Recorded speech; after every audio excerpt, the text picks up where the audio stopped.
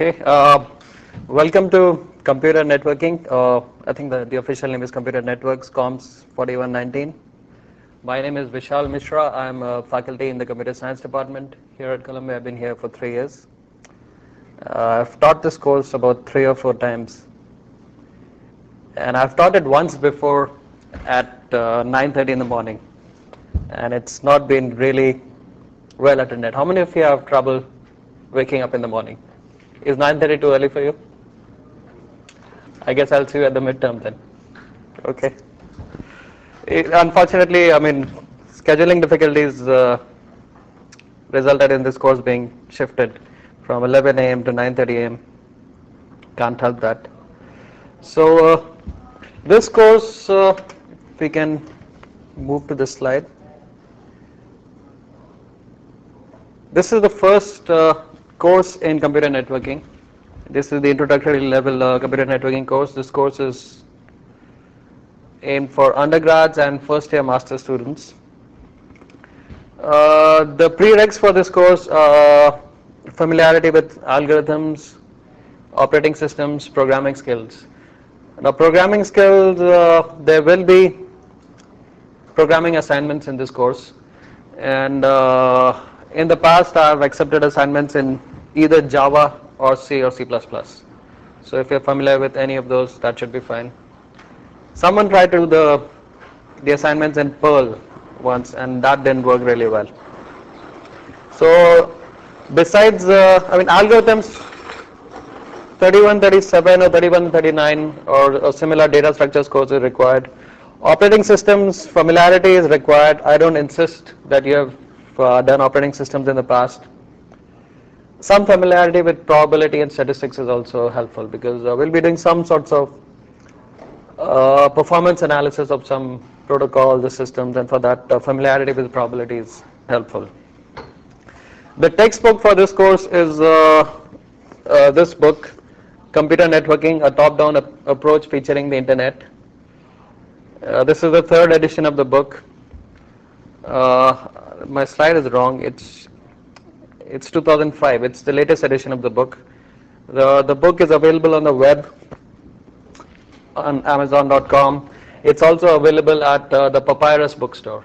So I've asked them to keep about 50 copies of the book. You can get it from there. The book is written by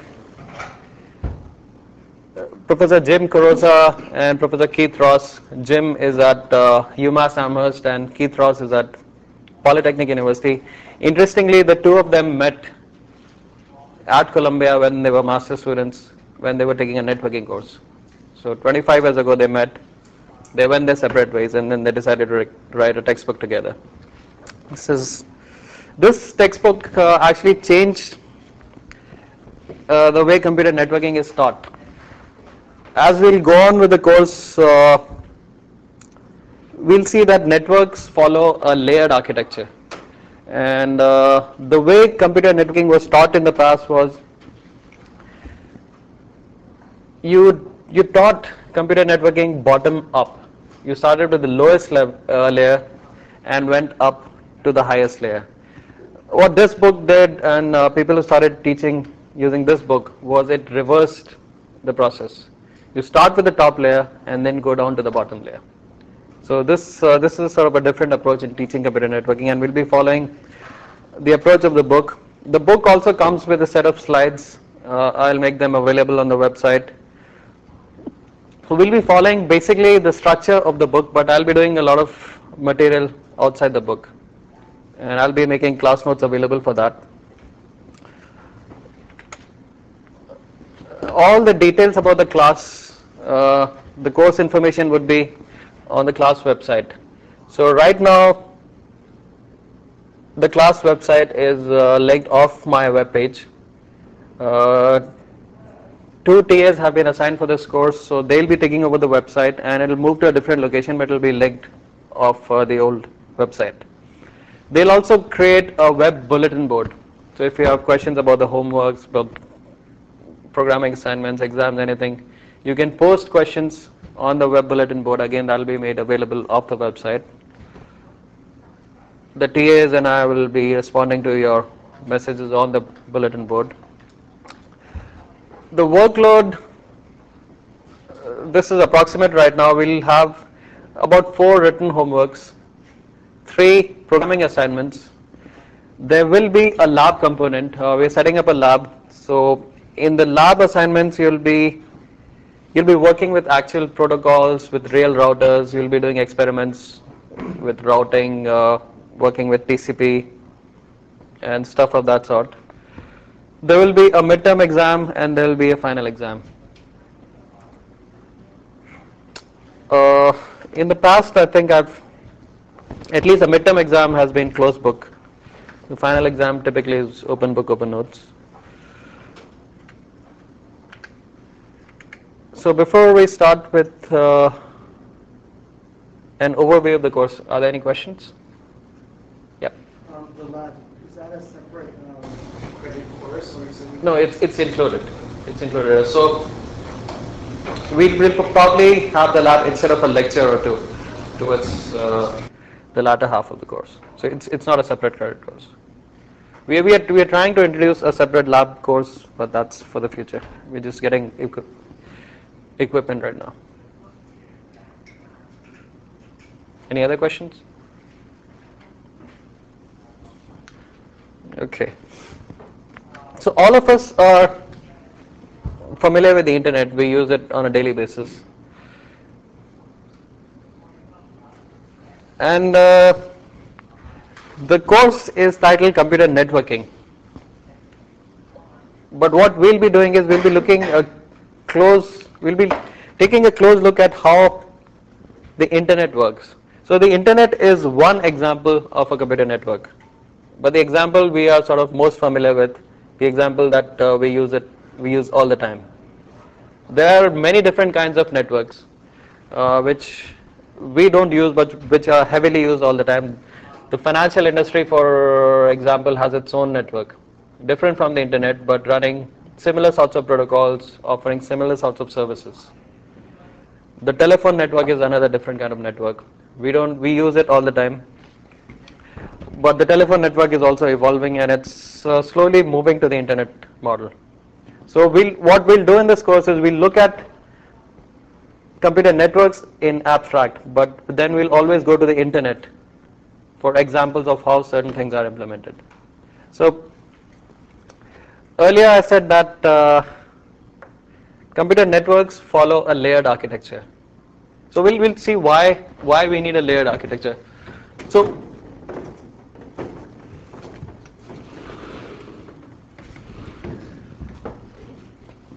let's start with what is the goal of computer networks, how are things done, and what makes it so difficult.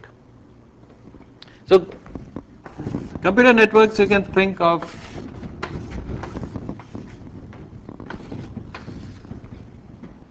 you have a bunch of nodes.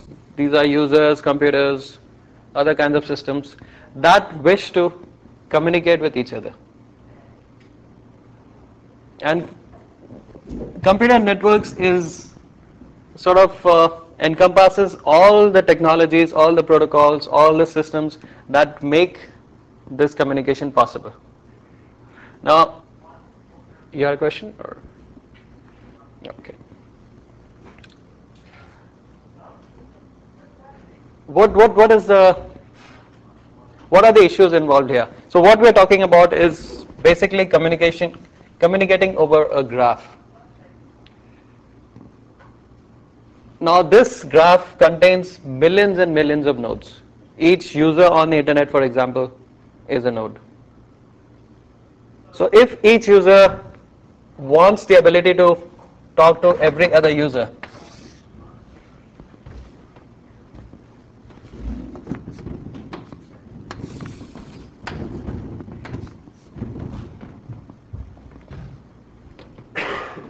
how can we make that happen?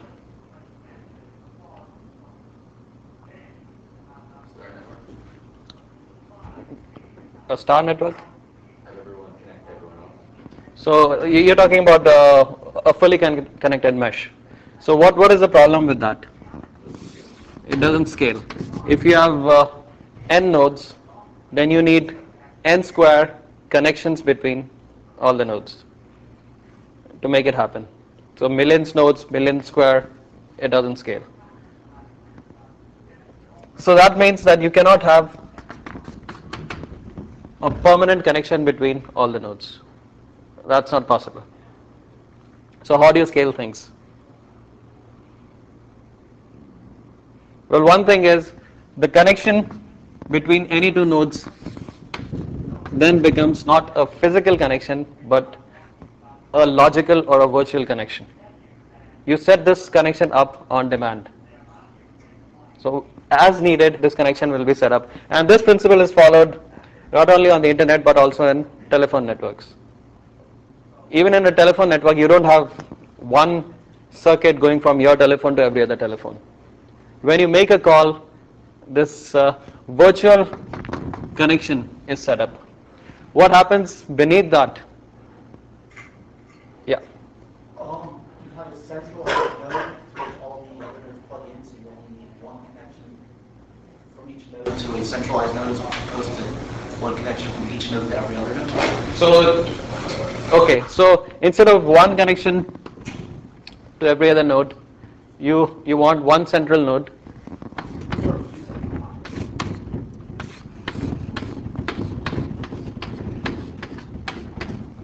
And every node is going to connect to this node, and you can maybe do some sort of switching and make the connection. So what have you reduced here?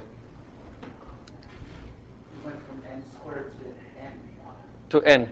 So it's still, this central node has to serve millions of different nodes. So you have reduced the scale of the problem somewhat, but it still is a difficult problem. But it's the right approach. So what we'll see is this is done hierarchically. You'll collect a bunch of different nodes, have them connect to a server, then this server will connect to other servers at the same layer, and this thing sort of propagates. So this is a concept that we'll come across over and over again. Things are done hierarchically and in a distributed manner. So the principal problem of communicating between every pair of node, it doesn't scale. It has the full mesh has this n square problem that is solved by doing things in a hierarchical manner and by virtualizing connections. So although it appears to you that there is a direct connection between two nodes, in reality that connection is going to go through a number of different steps and a number of different layers. And the different layers of the internet help you achieve this connection. That in essence is what layering does. It makes this logical link transparent to the user, and the functionalities of this link are sort of separated from what's happening underneath. Each layer will take on different kinds of responsibilities, provide different kinds of services, and make this communication happen eventually. So let's take an example of a connection.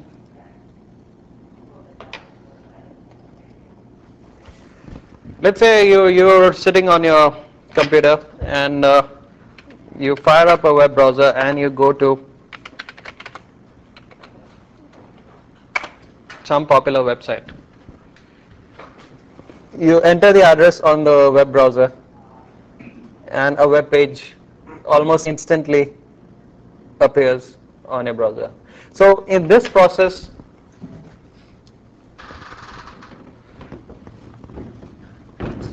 what are the sort of steps that we went through? Let's all of us have some familiarity with the internet and the way it works. So let's try and go through the steps that made this web page appear on the browser and see what are the layers of the internet that come into play here.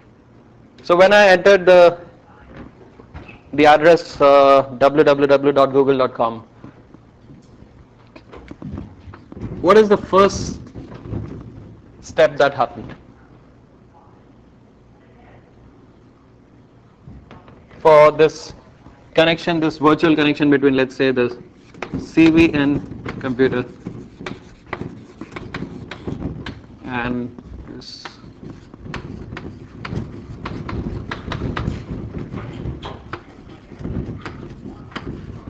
Google server. Yeah. Yeah, so the first thing that happened was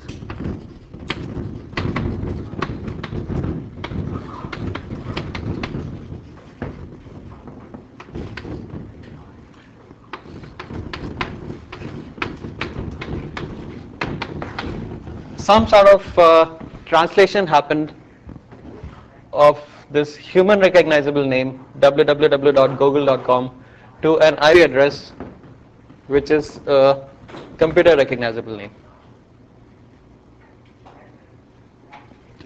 Now this translation happens via what's called DNS, or the domain name system.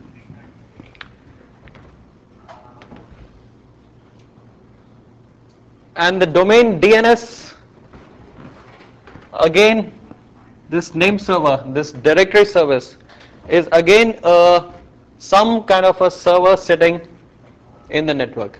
So unless it's cached, we'll get to the details of all that later. Unless it's cached, this computer needed this translation of google.com to the IP address, and for that it had to contact another node, which is, let's say, the DNS server. So another connection happened before this connection could be made to do this translation. Now again, this connection is a virtual connection. It need not be a direct point-to-point communication between two nodes. The DNS server could be sitting in Australia for all we care. But it will resolve or translate this google.com back to an IP address, which will then be used by other layers. Now this translation of domain names into IP addresses, which happens through DNS, that happens in the layer which is called the application layer. So this is an application layer event.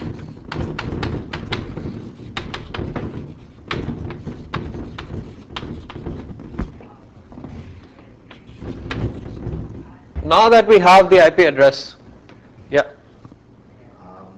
The HTTP session is established. It sends the HTTP. Second step is an HTTP request.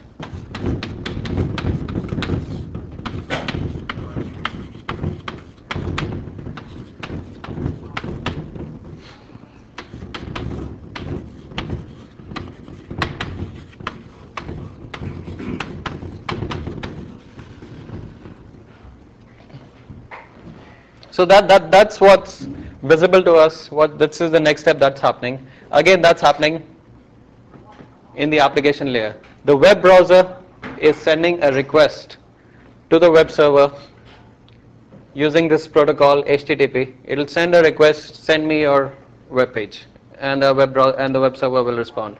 So this is another application layer.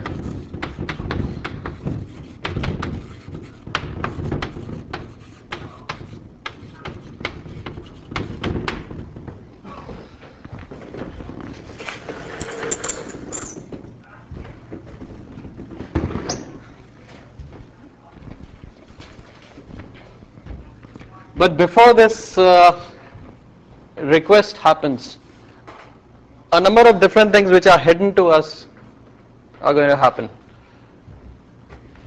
How is this request sent to this web server? Yeah. Session. Doesn't have to set up a session first. Well, through an HTTP session. So it'll go through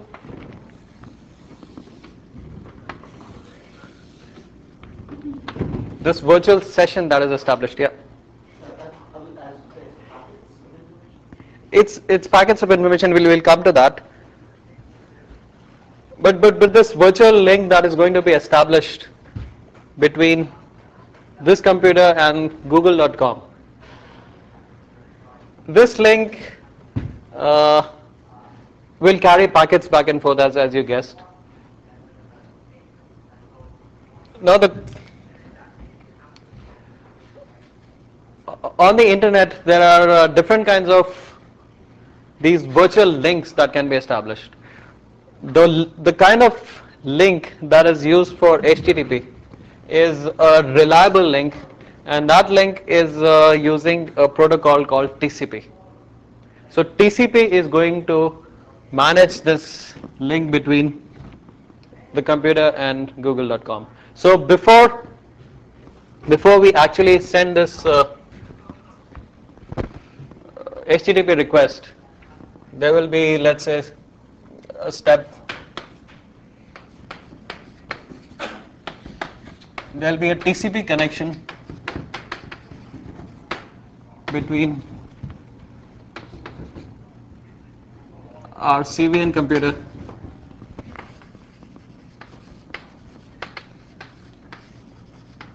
and the web server.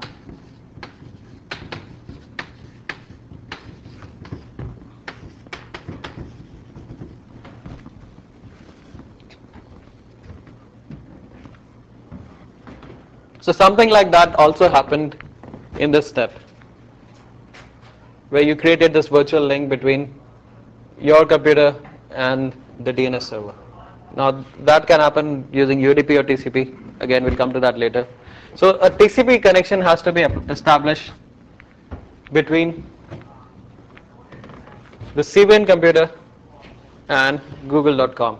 So that will create sort of a channel, and on that channel you'll send the HTTP request, and on the same channel your reply will come back from the web server.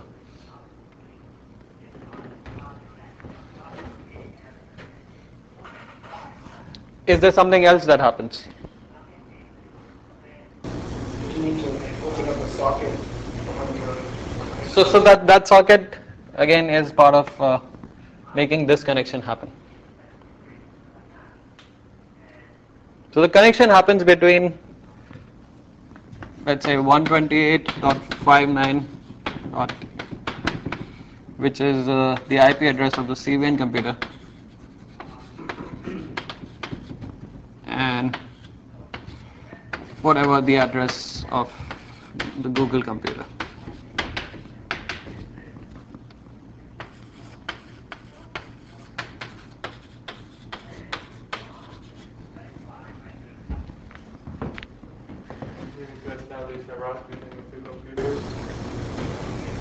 So who establishes the route? Your host will talk to their whole gateway, and you can close to the next gateway, computer reaches through, and they know the time. Yeah, so you're getting to the answer.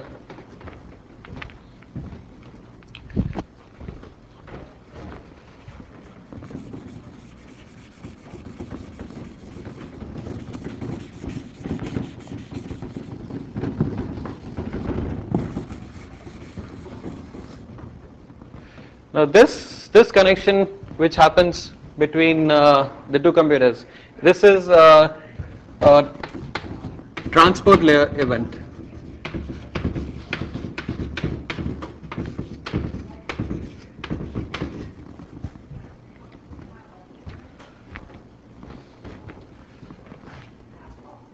So the transport layer event, what the transport layer is doing is that it's starting from this address, it's creating a channel between this address. Now as we saw earlier that it's not possible to have a full mesh connection in a network, it doesn't scale. So there has to be something happening beneath this layer which will make this connection possible. And the way it's structurally organized in an actual network is you'll have a bunch of these smaller servers which are routers along the way.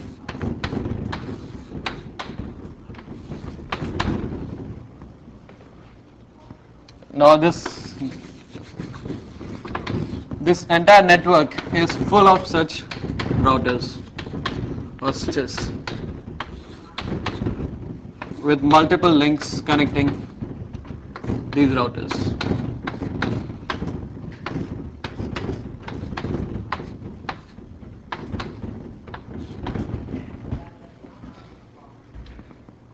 Now the basic process that happens is when the computer tries to send a connection in the transport layer to this address, there will be some process in the computer that will, first of all, we know that everything is sent in small chunks of packets. So there is some process in this computer which tells it which router it should send this packet to. So this packet will arrive at the next hop router from this computer, which is this one, and when this packet arrives, the router will look at the packet.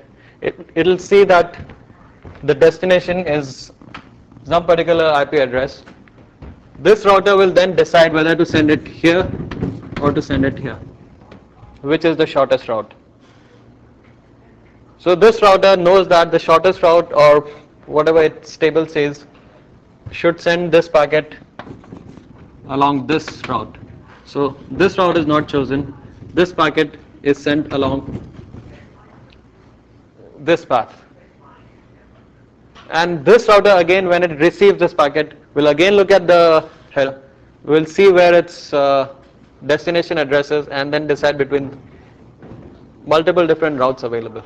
And it will forward this packet along to the next best choice to the final destination. So this routing of each packet on a per router basis is now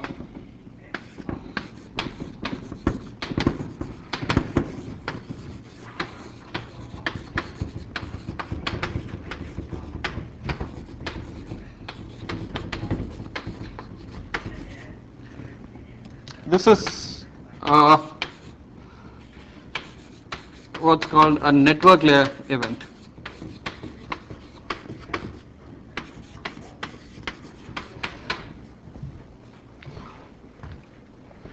This process of sending a packet along the network from a router to router, establishing the network route, so actually connecting the two servers below the virtual link through a series of actual links. We'll see again that these actual links also could be virtual links, but hop by hop forwarding of this packet down to the final destination. This is a network layer event, and it is also called the routing layer of the internet. So here we have seen at least three different kinds of events. Application, where the web server is trying to do something.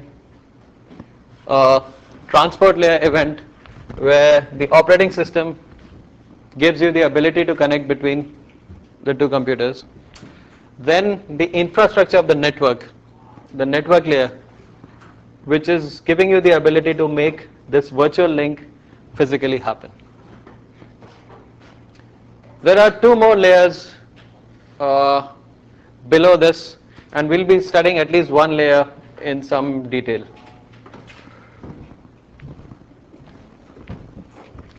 So now we have this packet, and something on a computer tells us that this has to be forwarded to this particular router.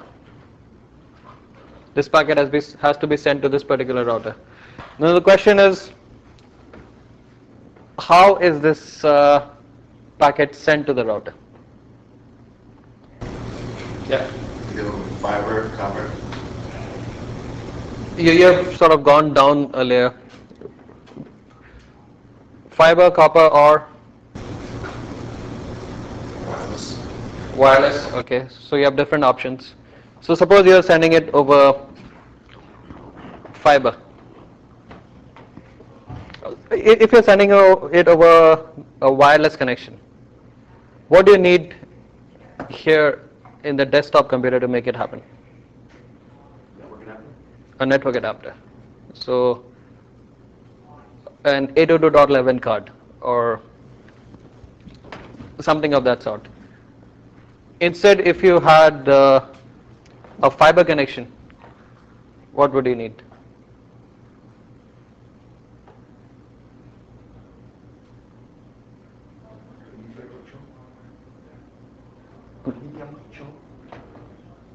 Again, you'll need some sort of network adapter, like an Ethernet adapter.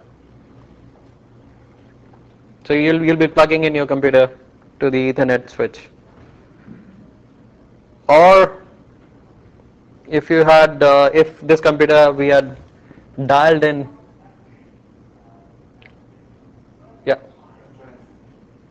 Address. I'm not sure what do you mean by address. We need the address. Yeah. So we're assuming we have this address already for the computer. Now this address is associated with some sort of an adapter. So that adapter could be an Ethernet card, it could be a wireless adapter, or it could be a dial-up connection. Now the thing with all of them is, if it's wireless, it's running what we have heard often, Wi-Fi or 802.11, the wireless card. If it's Ethernet, it'll be running the Ethernet protocol. So this connection between this computer and the first hop router can go through many different kinds of link layer protocols. So this first link, the direct point-to-point link that exists between the CVN computer and the first router that sits in front of this CVN computer, that can be of many different forms. The form that we have right now is there is an Ethernet connection. So this packet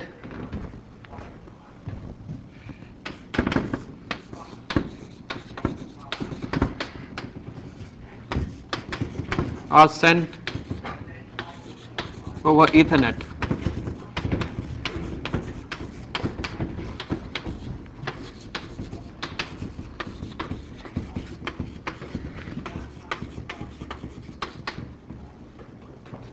If it was a wireless connection, it would be sent over an 802.11 connection. So this first hop connection is sent over Ethernet. Now the connection between the next two routers could be something entirely different. It could be a satellite link, it could be an ATM link, it could be an optical link running Sonnet. So there are different kinds of links possible, but all that is hidden from the routing decision. The routing only decides where to send the next packet or which router to send to. How that is actually sent happens at a different layer, in the link layer. There's one more layer below that, and that really deals with electrical engineering or signal processing kind of stuff, and we won't get into that, and that is the physical layer. So below that is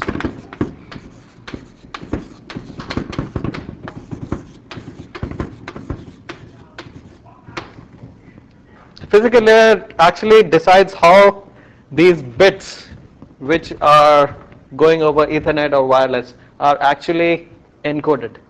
What kind of modulation schemes are used, what's the encoding decoding scheme that is used, all that is decided by the physical layer. So for instance, we all have heard the term Wi-Fi, and we use the term 802.11, but we also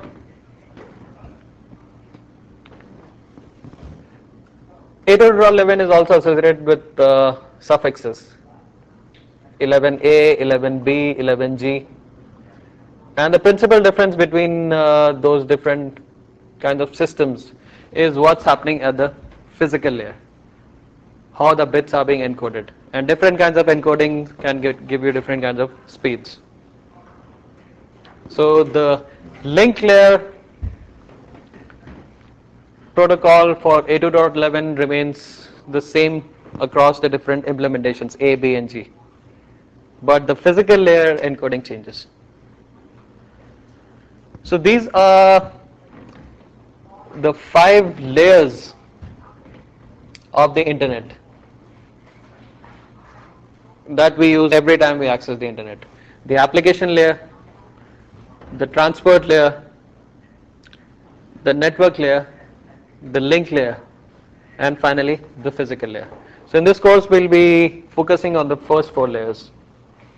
We won't look at the physical layer in any detail, although when we do some wireless stuff maybe we'll look at the physical layer.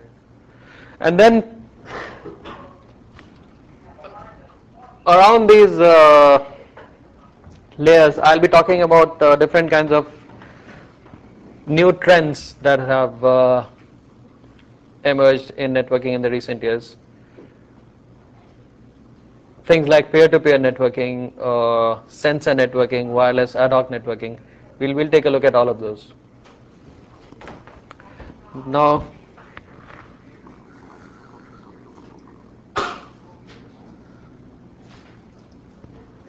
is there a question?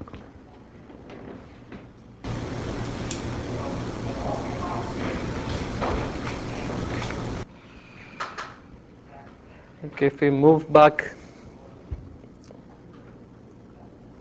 to the slides.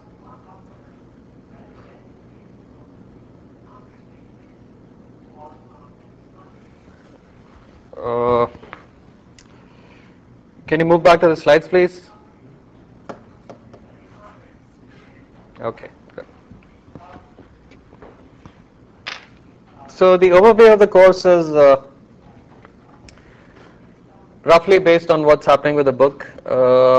First part would deal with the introduction, this class and the next class. Then once we are done with the introduction, we'll go into the details of the application layer.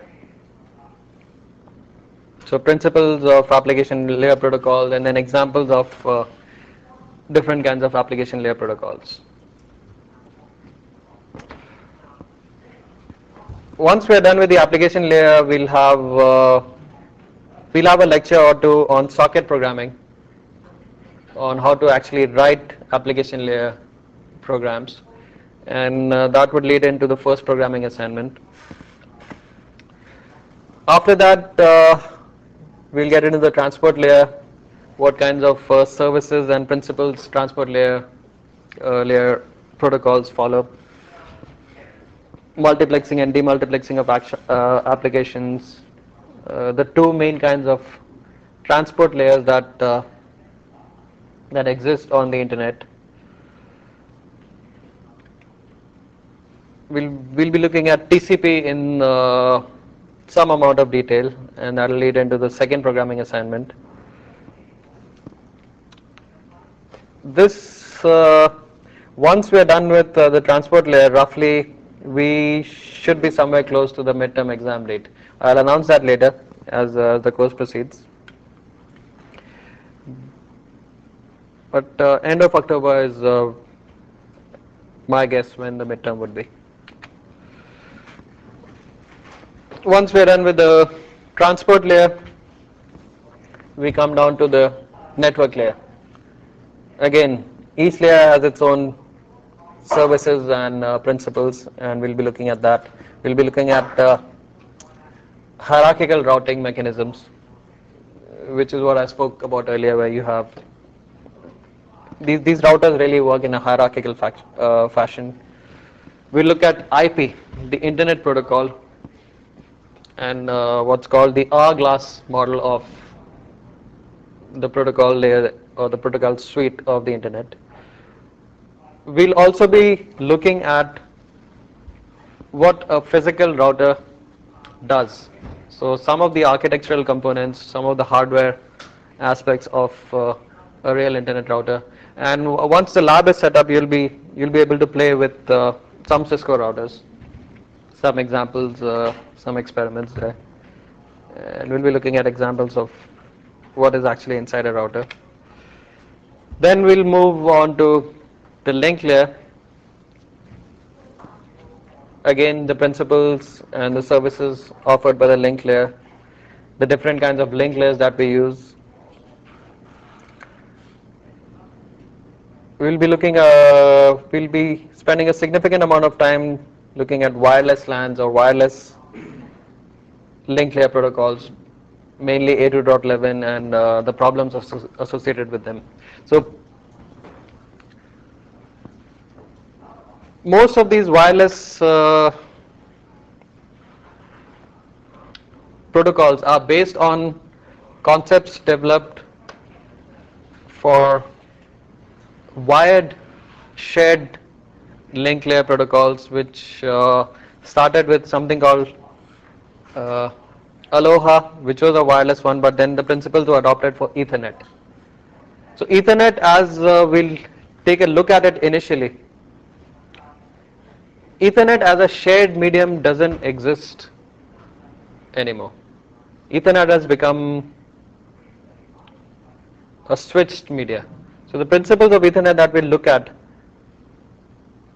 they probably don't apply that much to Ethernet, but it'll help us understand what's happening with wireless protocols. Those principles sort of carry over to wireless protocols in some, to a fair degree. But Ethernet technology has evolved to the point that shared Ethernet is almost non-existent. But shared wireless does exist, and it's becoming almost the main medium of accessing the network. We are moving to a wireless world. Columbia, of course, offers a free wireless access to all its everyone on campus. Anyone can just open up a laptop or a PDA with a Wi-Fi connection and log into the Columbia network. There are cities like Philadelphia that are planning to offer their residents wireless access throughout the city. So you just pay a subscriber fee of $30 per month, and anywhere within the city you have access to the internet. There is a small town in Minnesota which already does that. In New York, we have, besides Columbia, which is like a free wireless ISP on the Upper West Side, you have many different hotspots spread throughout the city. Verizon has installed wireless access points to, I think, 1,000 different locations in Manhattan next to the telephone booths. So if you have a Verizon DSL connection, you can just connect to the Verizon access point at any of those telephone booths. So we are moving more and more into a wireless world, and wireless connectivity brings some very interesting problems. And if you look at the research that's happening in networking these days, a lot of it is focused on wireless. Some of the most interesting problems in networking are in wireless, and people are devoting a significant amount of their research attention to wireless networking. Related to this wireless networking is this business of sensor networking, and we'll probably take a look at sensor networks. Sensor networks are these networks of monitoring devices which sense things. So they could be installed on bridges which can sense an earthquake and send a message, or they could be these smart dust kind of things which are spread over crops or underwater, and they sense things like they have sensors which will sense things of the soil, the saline level of the soil, or what kind of nutrients exist in the soil. That data is collected and sent across to a collection point and then fed back to be analyzed. So sensor networks again is an interesting direction that the network is evolving. We'll take a look at that. On the other end of the spectrum, sensor networks sort of go deep down at smaller levels. The other end of the spectrum are these things called P2P networks, which are a form of overlay networking. So we'll spend some time looking at P2P networks, the different kinds of architectures of P2P networks, the principles of overlay networking, and if we have time, we'll also take a look at multicast. So what we spoke about today was an example of unicast networking, where all your communication was happening between point to point. Multicast sort of extends this concept where you have a communication happening between point to multi-point or multi-point to multi-point. So those concepts are used in things like video conferencing or disseminating data to multiple different recipients at the same time. And the idea there is to make efficient use of the resources available.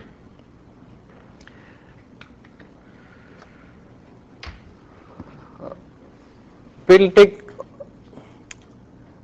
a look at what the Columbia network actually looks like. So once we're done with looking at all the layers and all the principles, we'll see what the Columbia network looks like, what kind of applications run on the Columbia network, what kind of routing protocols run on the Columbia network, how the different networks are connected between different departments, what is the hardware that's used.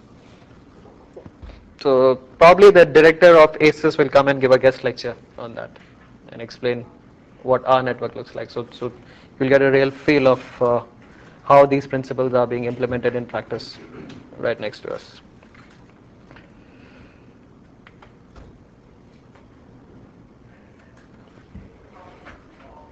So I went through an example today of how things work on the internet.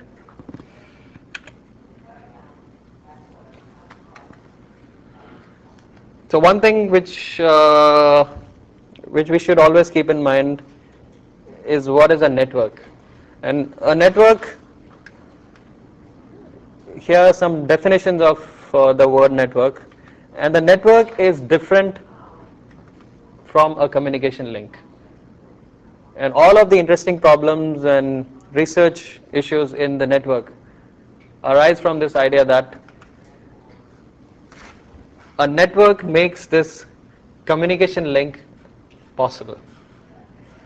So sitting below this red line, which is this communication link between two computers, is a variety of different software and hardware, different kinds of protocols, different kinds of machines, which will make this communication link happen. And the goal of this course is to explain the fundamentals of how that happens and also some details on actual implementations or actual protocols that make it happen on the internet.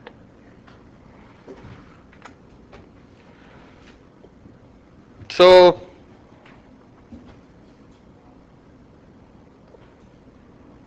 what's the internet? So there are two different kinds of views of the internet. One is the hardware or the nuts and bolts view, which is there are millions of connected computing devices. So these are hosts, end system, there are laptops, workstations, servers, PDAs, telephones. People claim that toasters would be one day connected to the internet. I'm not sure why. Refrigerators would be connected to the internet and they'll automatically inform your grocer that the milk is empty. So that's an example of a sensor network, I guess. But all of these end systems are running what are called network apps. And then there are different kinds of communication links like we spoke about earlier. Fiber, copper, radio, satellite. And all of these communication links run different kinds of protocols. And then there are these routers which forward packets of data through the network. So routers are sort of the backbone of the internet, which has made the the internet scalable and possible for millions of users to use with a fair degree of performance. So we do get reasonable performance out of the internet, and that happens because of high-speed routers and the simplicity of the internet architecture. We'll take a look at that. Then there are these different kinds of protocols that are running. So we saw examples of protocols in the simple connection, where we had DNS, we had HTTP, TCP, FTP, PPP. These are all other kinds of protocols. The routing of packets in the network, which is the network layer. On the internet, it's the protocol called IP. So whenever this term is often abused, people always talk about TCP IP. Should always remember that TCP and IP are different protocols. I guess the origin of this term TCP IP is because originally both of these functionalities were part of the same protocol, but then they were separated out. TCP got its own set of responsibilities, IP got its own set of responsibilities, but they are different protocols. They are different layers. IP is the network layer protocol, TCP is the transport layer protocol. The internet again is a network of networks. It's loosely hierarchical, so it's not a strict hierarchy. And then there's the public internet, which we all use, versus the private intranet. So private intranets also use the same sort of hardware, the same sort of protocols. They're just not connected or accessible to the public at large. So a company like Morgan Stanley would have its own internal network, and that network would be comprised of exactly the same things, the same kinds of routers, the same suite of protocols, the same kind of communication links. The only difference is that that network is not accessible to us. So it's a private network. And these private networks are called intranets, which are very similar to the public internet. The only difference is in the accessibility. And another thing that we'll look at later on in this course is this concept of VPNs. VPNs allow you to securely access these private intranets, and we'll see what are the architectural principles of VPNs, how they are implemented on the internet, and what kind of services they offer. Then there are these internet standards. The internet is the standards on the internet are largely decided by this body called the IETF, or the Internet Engineering Task Force.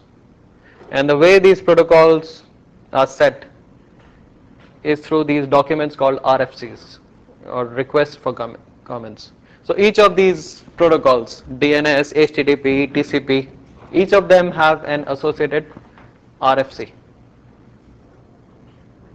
So RFC 761 or RFC 1192, they describe the details of how a particular protocol is to be implemented, what kinds of services it offers, what are the issues with the protocol.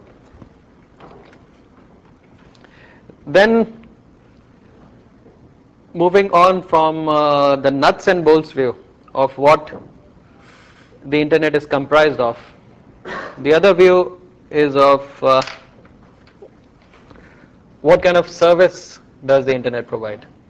So a service view is, it's a communication infrastructure which enables distributed applications. So distributed applications include surfing the web, video conferencing, emailing, secure voting, e-commerce, querying databases over the network, all sorts of applications which are running at different nodes on the network, but they are collaborating in some way. So there is information being exchanged by these applications.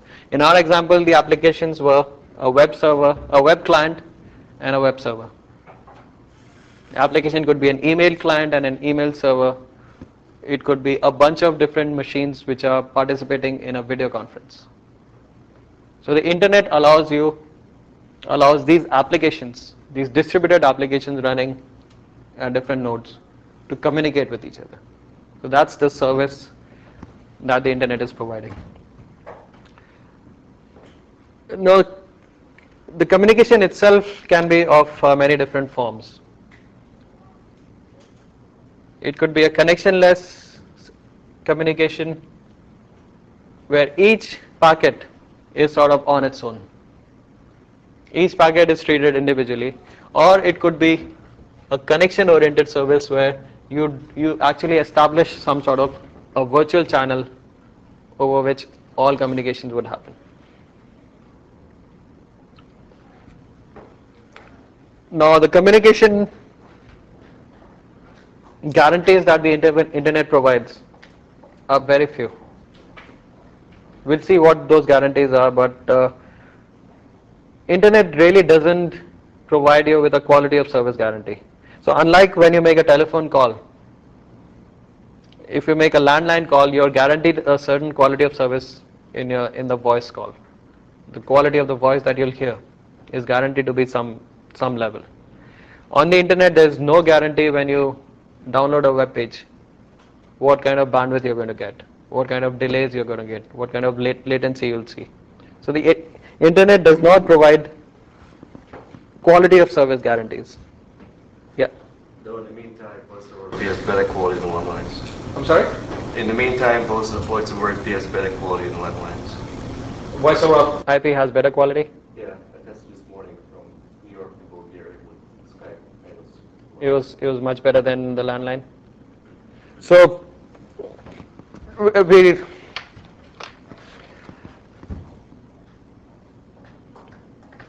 now why that was happening is because of over provisioning. The link between the Skype server and Bulgaria, the internet link has a lot more bandwidth than, let's say, the telephone line link. So although the internet does not guarantee a quality of service, because of over provisioning, because of maintaining a very low load on the backbone links, you get a good quality of service on the internet, but there is no guarantee that it won't fall, and people have been trying to address that for years, of providing guaranteed quality of service. So in fact, even the telephone networks are planning to move their communication to a VoIP kind of infrastructure, a packet-based infrastructure. The difference there would be that unlike the internet, there will be admission control and guaranteed bandwidth there. But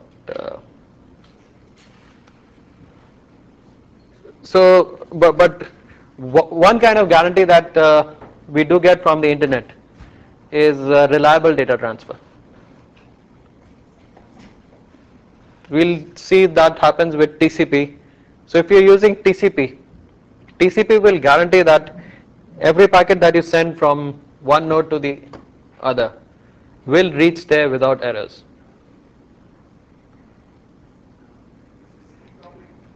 How that is implemented, we'll see later, but that is at least one kind of guarantee that you can get from the internet, is reliable data transfer. It won't guarantee how fast it will reach, or what is the delay between packets, or what is the jitter, the inter-packet delay. The internet will make no guarantees of that sort, but by using the right protocol, you can at least guarantee reliability. So we'll stop here, and in the next lecture we'll start with what are protocols, and we'll start with some examples of application layer protocols.